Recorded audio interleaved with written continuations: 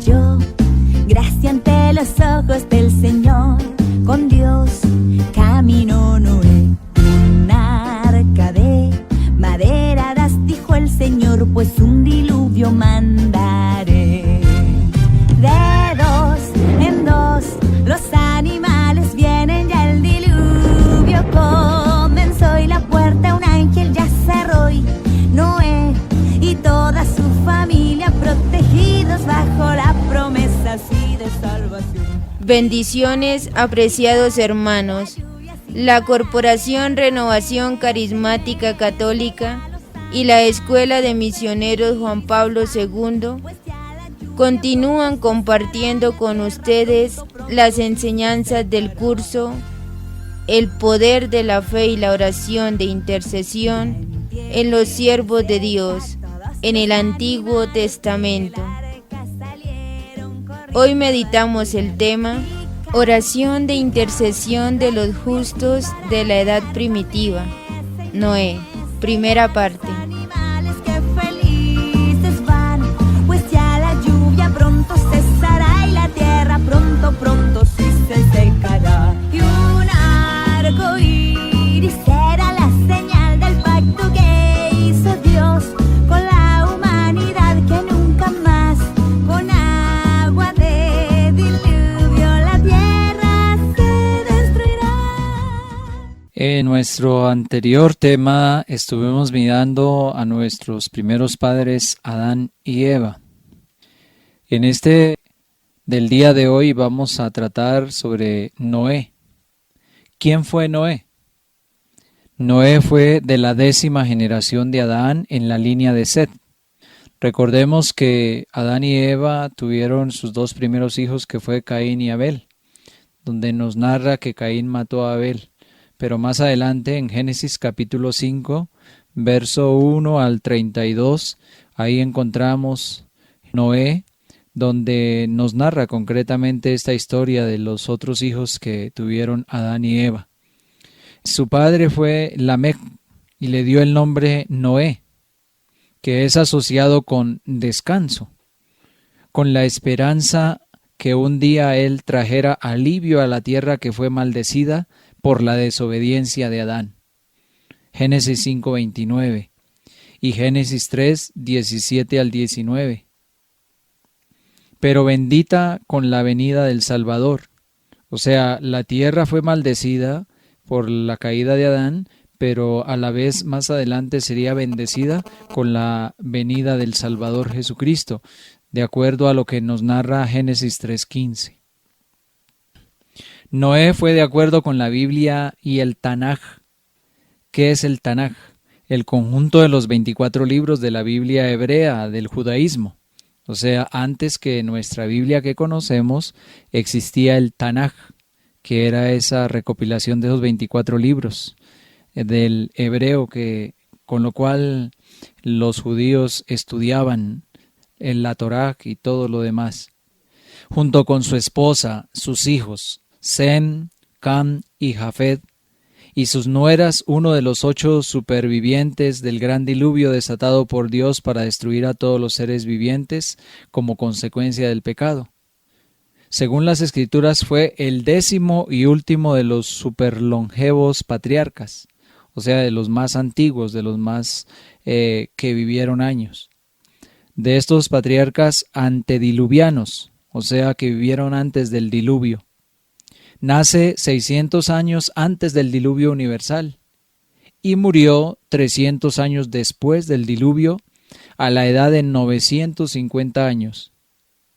Esto lo convierte tras Matusalén, que vivió 969 años, y Jared, con 962 años, en el hombre más longevo de toda la Biblia, más aún que Adán, que murió a los 930 años. Después de Noé, la edad de muerte se precipita drásticamente hasta los escasos 120 años de Moisés. En proporción con su larga vida engendró a sus 3 hijos, Sem, Can y Jafet, cuando tenía 500 años. Aunque el nombre de la esposa de Noé no se especifica en la Biblia, En algunas tradiciones se le identifica como Naamá. Así el nombre de la esposa de ¿quién? De Noé, Naamá. Hablemos de la misión de Noé que le fue encomendada por Dios. Noé tuvo la misión de salvar a su familia y a una pareja de cada una de las especies animales sobre la tierra. Noé fue considerado el único hombre justo de la tierra y por esa razón fue elegido junto a su esposa y a sus hijos para continuar la especie humana. Noé entró en el arca y con él sus hijos, su mujer y las mujeres de sus hijos, para salvarse de las aguas del diluvio. Así lo encontramos en Génesis capítulo 7, verso 7. Dios le dio instrucciones para construir un arca grande, hecha de madera resinosa, que sirvió para albergarlo a él y a su familia, así como a todas las especies de animales durante el diluvio. También es considerado por las religiones abrahámicas como el padre de la humanidad, a través de los descendientes de sus 3 hijos. Ahí encontramos entonces esa misión que Dios le encomendaba. ¿Cuál era? Salvar a su familia y salvar también la especie de animales, para que más luego lo vamos a ver y a contemplar en el transcurso de estas enseñanzas, todo eso que Dios quería continuar en la vida de los siervos de Él. Pero ¿qué pasó? ¿Por qué Dios le dio esta misión a Noé o le encomendó esta misión? Por algo muy concreto, que era la corrupción de la humanidad. Haciendo el discernimiento de la situación del pueblo de Dios y su corrupción que reinaba en ese momento, nos dice en el libro del Génesis capítulo 6 versos 1 y 2, cuando los hombres empezaron a multiplicarse sobre la tierra y les nacieron hijas, los hijos de Dios se dieron cuenta de que las hijas de los hombres eran hermosas y tomaron por esposas de entre todas aquellas que les gustaron. Pero ¿qué dice la palabra de Dios en 1 Corintios capítulo 6 versos 14 al 15? No se junten con los que rechazan la fe. Es cosa absurda. ¿Podrían unirse la justicia y la maldad? ¿Podrían convivir la luz y las tinieblas? ¿Podría haber armonía entre Cristo y Satanás? ¿Qué unión puede haber entre el que cree y el que ya no cree? Estas mujeres de que habla aquí el Génesis 6, 1 al 2, las hijas, estas hijas son aquellas que vivían en una situación de paganismo, alejadas de Dios, en pecado, en maldad.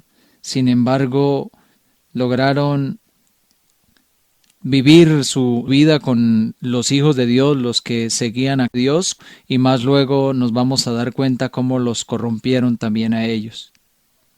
La explicación del texto de Génesis capítulo 6, verso 1 al 2, según la Biblia de Jerusalén, dice: mas a partir del siglo IV los padres han interpretado comúnmente los hijos de Dios como el linaje de Set, y las hijas de los hombres como la descendencia de Caín. Ahí está la situación. Si nos damos cuenta, Caín, que había caído bajo maldición y sería malditas hasta 7 generaciones, entonces le habían nacido estas hijas que más luego se juntaron con aquellos que habían sido verdaderamente seguidores de Dios, que habían continuado confiando y obedeciendo a Dios, y llegó el momento en el cual se juntó el bien con la maldad, y hay momentos en los cuales la maldad siempre comienza a dominar, no porque tenga más poder, sino porque Dios, por esa libertad que nos ha dado, nos deja también que muchas veces el mal nos domine para que reconozcamos y nos demos cuenta de nuestra situación. Según San Juan Crisóstomo, Cirilo de Alejandría, San Agustín de Hipona y San Jerónimo, los hijos de Dios serían hombres piadosos, descendientes de Set, hijo de Adán y Eva. Génesis 4:25, ahí lo dice que Set era hijo de Adán y Eva, quienes invocaban el nombre de Yahvé, en un primitivo culto de adoración a Dios. Estos antiguos fieles al Creador habrían sido seducidos por la belleza del linaje del asesino Caín, descendencia que parece haberse corrompido muy pronto. Ahí encontramos en Génesis capítulo 4, verso 19 y subsiguientes. Todo aquello provocó que los piadosos perdieran su espiritualidad al mezclarse con un pueblo pecaminoso, rebelde al Dios que los creó. Esa es la situación hoy día de nosotros. Quizá desde niños Dios nos ha dado la gracia de la fe por nuestros primeros padres. Sin embargo, en la medida que van pasando los años y vamos creciendo, nos vamos dejando seducir por lo que este mundo de maldad nos ofrece y terminamos apartándonos de él, terminando nuestra vida en lo más grave, en lo más terrible que puede de pronto suceder al ser humano. También en la Biblia nos habla de unos gigantes. Está en Génesis capítulo 6, verso 4. En hebreo encontramos la palabra nefilín, que es gigante, en hebreo bíblico, y que significa derribadores, o sea, los que hacen caer a otros. Son aquellos seres caídos en rebeldía, hombres delante de quien se cae de admiración, hombres de renombre. No son gigantes en el sentido de personas muy altas, eran los hombres de conductas violentas y aventureras. Y hoy día, ¿quiénes serán los gigantes para nosotros? Aquellos que los endiosamos, aquellos que porque tienen poder, porque tienen riqueza, porque tienen, muchas cosas que de pronto el mundo les ha hecho partícipes, entonces nosotros nos inclinamos ante ellos y sucumbimos ante esos gigantes de hoy día. Pero ¿qué quieren hacer? Solamente oprimirnos, destruirnos, llevarnos a lo más bajo. En síntesis, parece ser que en tiempos previos al diluvio coexistieron la descendencia de Sed y la de Caín. Con Sed empieza la simiente del Redentor, ese Redentor prometido que está en Génesis 3:15. Pero con Caín inicia la corrupción de los hombres en el pecado. Reflexionamos ahí en Génesis capítulo 6, verso 1 al 13. Si los primeros hijos de Adán y Eva fueron Caín y Abel, ¿de dónde salió la esposa de Caín? Dios lo desterró a tierras lejanas y allí conoció una mujer con la que se casó, y de este matrimonio descienden las personas malas del mundo. Génesis 4, 11 al 17.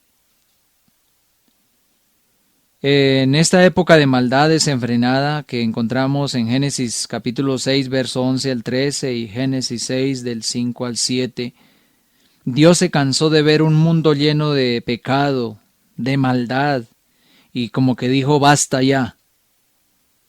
Y entonces se dio cuenta que Noé tenía la gracia de Dios ante los ojos de él, era un hombre bueno.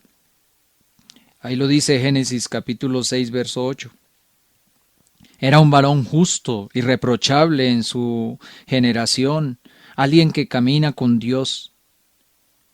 Y entonces viene la sentencia de Dios contra el pueblo pecador y el mandato a Noé de construir el arca, que lo encontramos en Génesis capítulo 6, verso 13 al 22, para la salvación de él y de su familia. Esa arca. Ya muchos quizás hemos visto esta historia o hemos escuchado esta historia del arca de Noé. Entonces, ¿qué pasó? Pues Noé obedeció a Dios, no solamente porque conocía a Dios demasiado y de manera personal, sino también porque su fe estaba actuando de acuerdo a su palabra. ¿Qué dice en 2 Corintios 5:7? Que por fe caminamos sin ver todavía. Y eso sucedió con Noé. Aunque todavía no veía el diluvio que iba a suceder, lo que iba a pasar, pero en fe escuchó la palabra de Dios y construyó esta arca para la salvación de su familia y de todos estos seres que ya conocemos en la historia sagrada. Como cristianos debemos buscar vivir nuestra vida a la luz de un juicio venidero y nuevos cielo y tierra nueva. En 2 de Pedro capítulo 3 verso 11 al 15 vamos a escuchar lo que nos dice la palabra de Dios. Al enterarse de esta universal destrucción, que santa y religiosa debe ser la conducta de ustedes, esperando y apresurando por ese medio la venida del día de Dios, en que los cielos incendiados se disolverán y los elementos ardientes se derretirán. Nosotros esperamos, según la promesa de Dios, cielos nuevos y tierra nueva, un mundo en que reinará la justicia. Por eso, queridos hermanos, durante esta espera, esfuércense para que Dios los halle sin mancha ni culpa, viviendo en la paz. Y consideren que la paciencia del Señor con nosotros es para nuestra salvación, como ya se lo escribió nuestro querido hermano Pablo, con la sabiduría que se le ha dado. Palabra de Dios. Te alabamos, Señor. Entonces, mis queridos hermanos, Noé, hombre de fe y oración, también predicó la justicia a sus contemporáneos, pero estos no le hicieron caso. Ahí lo dice Génesis 6:5. Todo para ellos era de continuo solo la maldad, solo el pecado, y no escuchaban el mensaje de este hombre que quería que su vida cambiara, que la situación fuera distinta para muchos de ellos. La enseñanza del relato de Noé y el diluvio. Miremos esta hermosa plegaria eucarística del misal romano. Dice: cuando por desobediencia perdió tu amistad, no lo abandonaste al poder de la muerte. Reiteraste además tu alianza a los hombres. Dios desde el comienzo decide salvar a la humanidad a través de una serie de etapas. Por ejemplo, la alianza con Noé después del diluvio, que permanece en vigor mientras dura el tiempo de las naciones, hasta la proclamación universal del Evangelio. En Lucas capítulo 21, verso 24, ahí nos dice: la Biblia venera algunas figuras de las naciones: Abel el justo, el rey sacerdote Melquisedec, figura de Cristo, como dice Hebreos 7:3, y los justos Noé, Daniel y Job. Queremos mirar un poquito más sobre estos aspectos ahí en el Catecismo de la Iglesia Católica, en los numerales 57 y 58, encontramos ampliado un poco más sobre este método, o más bien esta manera grande y misericordiosa de Dios para salvarnos a nosotros. La oración se vive a partir de las realidades de la creación. Los 9 primeros capítulos del Génesis está lo de la ofrenda por Abel, donde Abel le ofrecía a Dios holocaustos, donde le ofrecía lo mejor. Más adelante también encontramos la invocación del nombre divino por Enoc, que marcha con Dios, este hombre también. La ofrenda de Noé, que es agradable a Dios, lo dice el Génesis, y le bendice a Dios, Génesis 8:20, y a través de él bendice a toda la creación.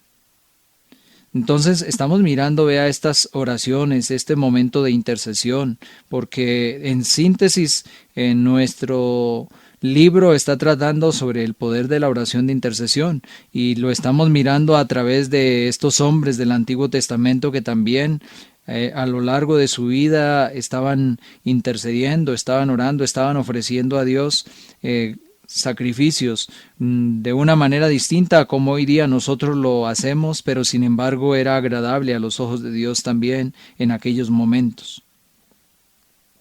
El relato de Noé y el diluvio nos enseña acerca de la realidad de la alienación. ¿Qué es la alienación? Es esto que está controlando al individuo, que lo está induciendo al mal, y otras fuerzas lo están controlando y el hombre pierde su autonomía. O sea, el mundo nos tiene envueltos en cosas absurdas, y también para aquellos que quieren vivir una vida distinta, solamente le ofrecen son burlas que vienen de todo aquello para que se aparten de Dios. Pero ¿qué pasa para los que están del lado de Dios? Vendrá a su debido tiempo la bendición y la gracia. En 2 de Pedro capítulo 3 versos 3 al 6, ahí lo encontramos, lo hermoso de poder perseverar, de mantenernos fieles al Señor, aunque el mundo quiera imponernos algo distinto. Le costará a la persona todo el escoger seguir al Señor Jesús en este mundo para la recompensa que es invaluable. Nosotros tenemos a su debido tiempo nuestra garantía de que recibiremos la gloria, de que recibiremos el premio. No debemos cansarnos de hacer el bien. El mismo Señor lo predicaba ahí en el Evangelio de San Mateo capítulo 13 verso 45 al 46. Me gustaría que lo escuchemos. Donde nos dice aquí: el reino de los cielos es semejante a un comerciante que busca perlas finas. Si llega a sus manos una perla de gran valor, vende cuanto tiene y la compra. Y esa perla fina es nuestro Señor, es la salvación que Él nos ha querido traer. Afortunados aquellos que, a la luz de la palabra de Dios y de la fe, podemos encontrar esa perla grandiosa, santa, que nos va a dar a cada uno de nosotros ese gran premio, nuestro Señor Jesucristo. Por eso el relato de Noé demuestra tanto juicio como salvación. Dios es un Dios de juicio justo, quien debe castigar el pecado, pero más maravillosamente Él es un Dios que ha proveído un camino para escapar su juicio. Lo hizo por Noé, por medio del arca. Hoy, sin embargo, Jesucristo es el camino de Dios para escapar de su juicio. Él es el arca de nuestra salvación, la puerta de entrada para ser salvos. En el Evangelio de San Juan, capítulo 10, verso 9, nos habla Jesús: yo soy la puerta, el que entra por mí está a salvo, circula libremente y encuentra alimento.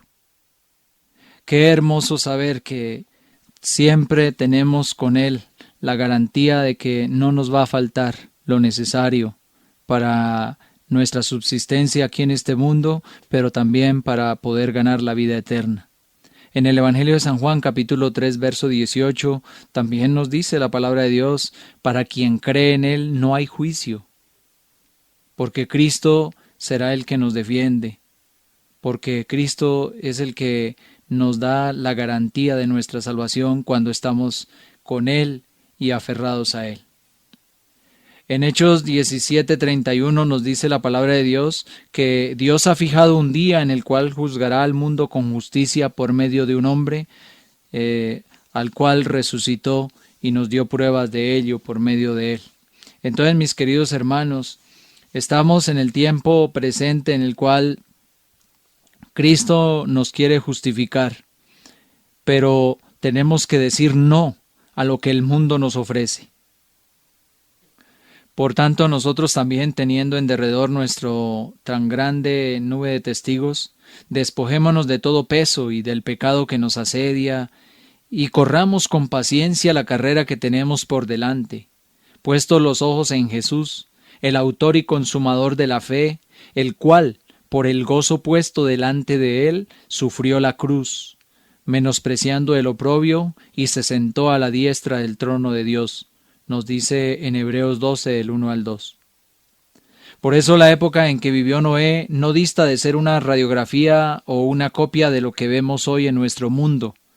Aunque hoy no vemos un diluvio físico, hay un diluvio espiritual de maldad que está arrasando con todo, padres e hijos y sobre todo familias enteras. Sí, hermanos, estamos pasando por esa situación bastante caótica, bastante dura, donde ya no se respeta la autoridad del padre o de la madre, donde ya aún se llegan a agredirse verbalmente, físicamente, hasta matarse. Así está nuestra sociedad hoy día. Por eso en la historia de Noé podemos ver algunos consejos para que nuestra familia sea salvada de la destrucción y subirse al arca de Dios.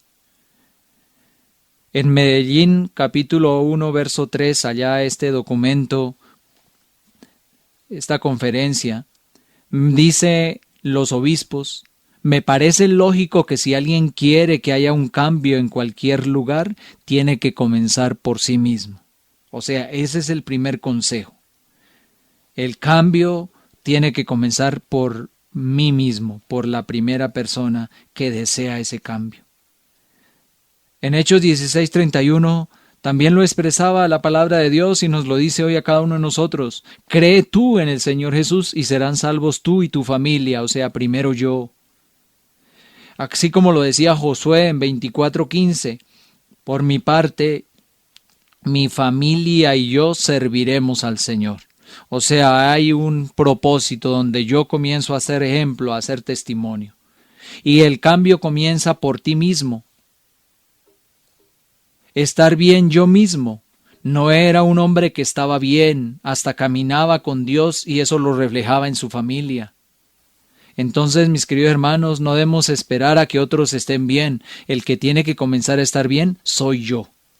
Esta es una buena pregunta para hacerse el día de hoy. Antes de preguntarse cómo está su familia, pregúntese cómo estoy yo, cómo me encuentro yo, tanto física, emocional y espiritualmente. Hay que cuidar la salud física, alimentándonos bien, haciendo ejercicio, manteniendo tiempos de reposo y descanso y sobre todo en búsqueda de Dios cada día. Bueno, queridos hermanos, más adelante en la siguiente enseñanza continuaremos viendo estos ejemplos o estos consejos que nos da la situación y la vida de Noé para que podamos nosotros también ser instrumentos de Dios y subirnos en esa arca de la salvación. Dios les bendiga.